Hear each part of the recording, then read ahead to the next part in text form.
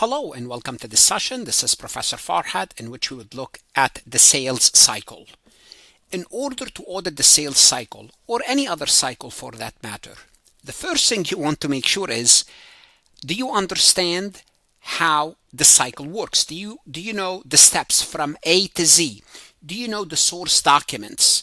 Do you know the journal entries? Do you know the process? Do you know who's responsible for what? And this is what we will do in this session. Introduce a typical sales cycle so you are familiar with the documents, the processes, the journal entries. Because once you are auditing a company, auditing their sales cycle, you have to be quite familiar, competent in those elements.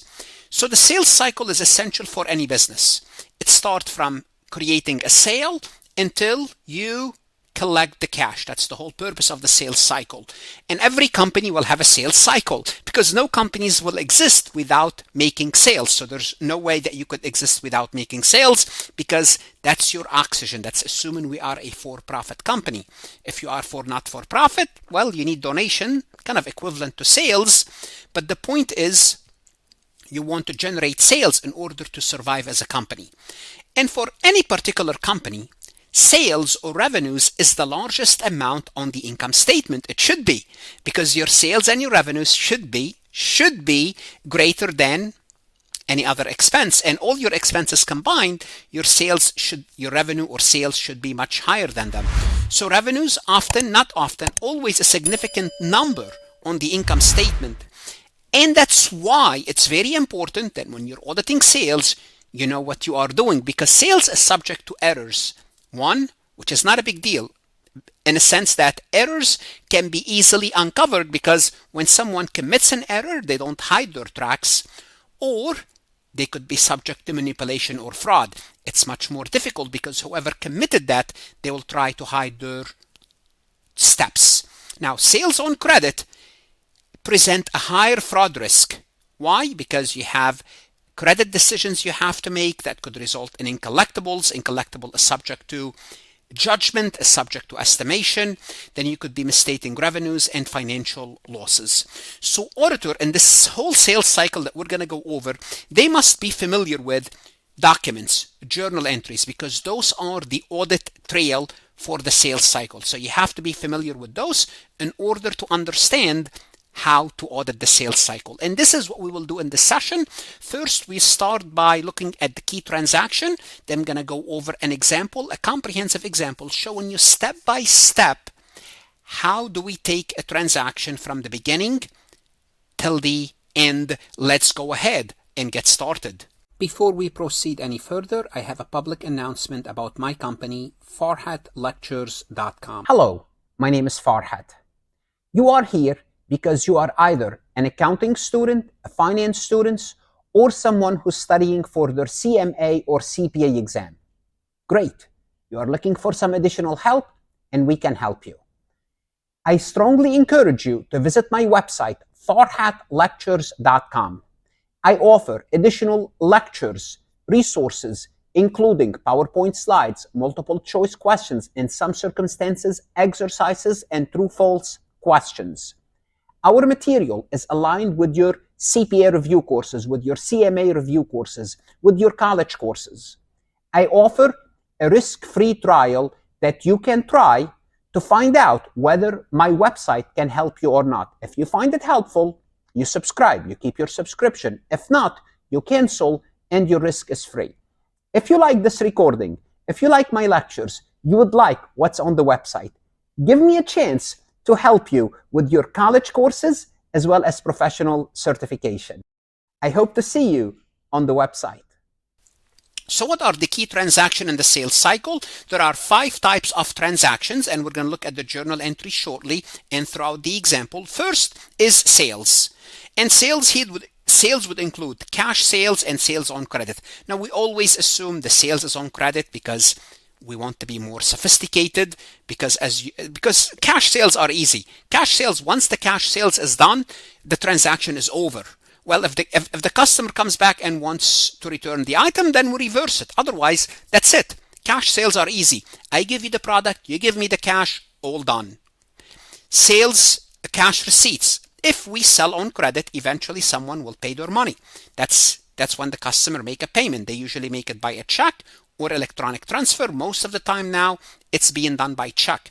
Now, when we audit, when we teach you audit, we show you if the payment is made via a check because it's harder, more involved to audit than electronic transfer. Sales, returns, and allowances. Sometimes customers don't like the product that they purchased, or they purchased the wrong product, or you send them the wrong product. They want their money back, or they want to return it. Sometimes customers don't pay. Then we have to deal with write-offs when customers account deem uncollectible. And at the end of the period, we have to estimate losses, which are called bad debt expense. So those are the 5 key transactions in the sales cycle.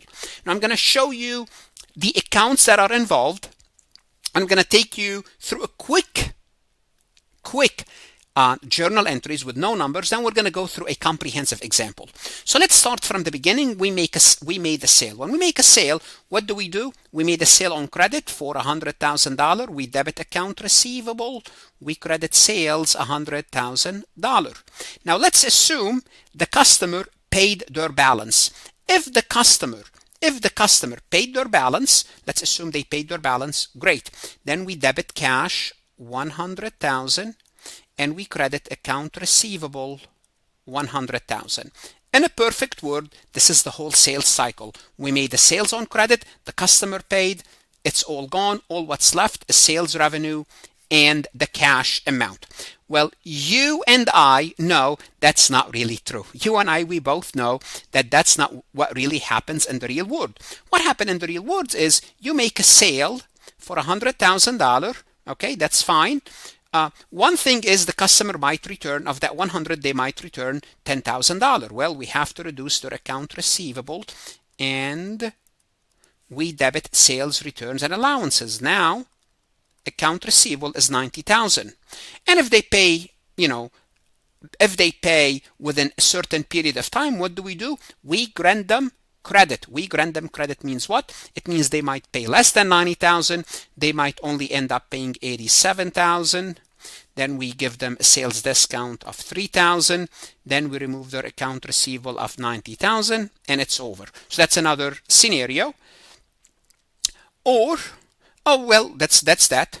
And at the end of the year, let's assume the customer did not make any payment. What do we have to do? We might have to write off the account. That's a possibility. If we gave up on them, basically credit account receivable, that's really bad. And assuming if we're using the allowance method, debit the allowance, assuming we have some balance in the allowance.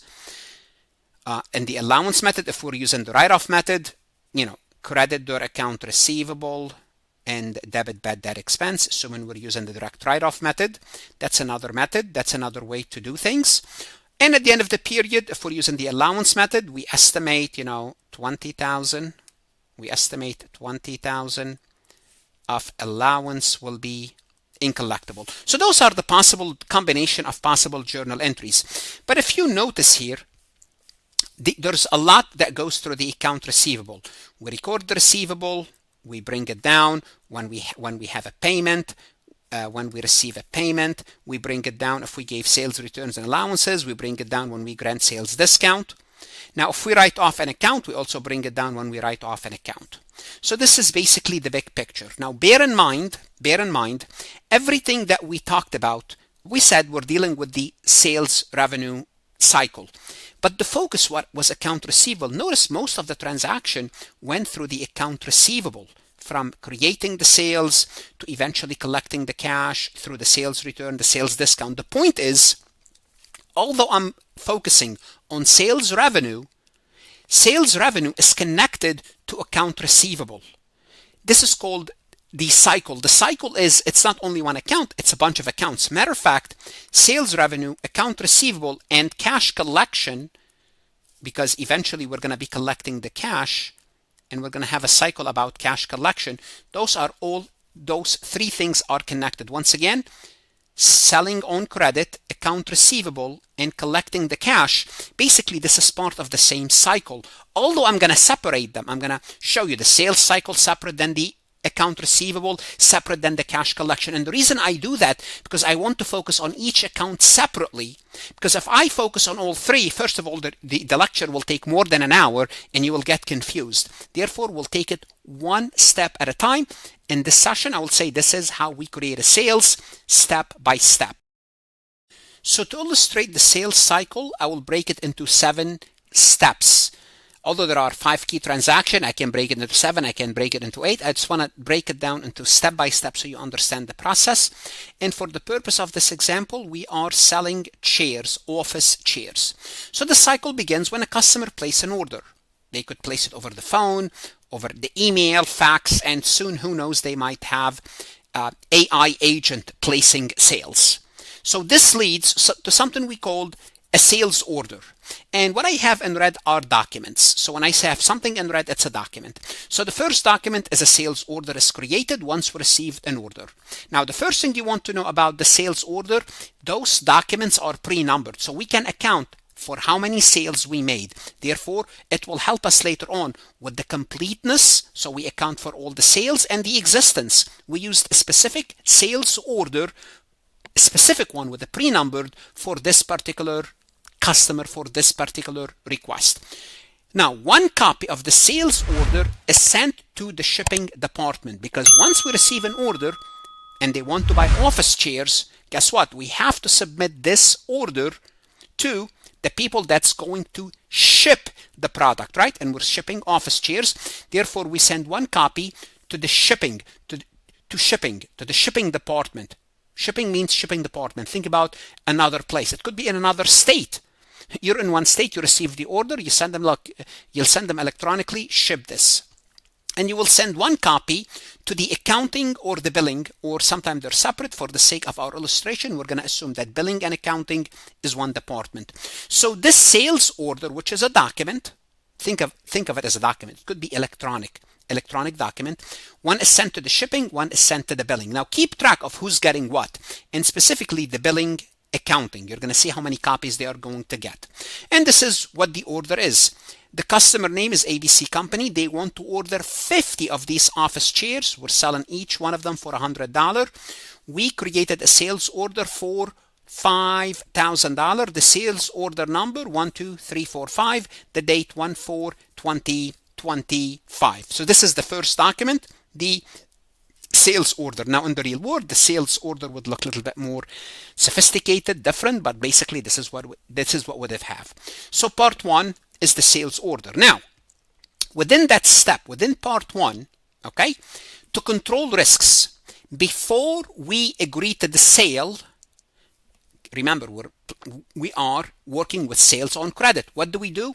We check the credit worthiness of the customer. Now, checking the credit worthiness of the customer is part of our internal control, because we don't want to sell to any client, especially on credit. We would sell to anyone with cash. But if we're selling on credit, before we do so, we check the client credit worthiness. Do we trust this client? Are we willing to sell them on credit? So this is part of the control process. To control risks, companies evaluate the customer's credit worthiness before proceeding with the sale. Why? Because this is going to influence later on another process, another step in this process, which is the allowance and the bad debt. Because if we sell the clients that cannot pay us, eventually we're going to hit the wall and not receive the money, and wasting time, wasting resources, wasting assets. So before we get to that point, and this evaluation often is made automatically through a software. So once the client applies, if it's a company, we can check their credit worthiness. If it's a customer, if it's a person, we can check their personal credit automatically, and this will be part of our control system. So this is the system started. We check their credit. The credit is good. Let's go ahead and ask the shipping department to proceed.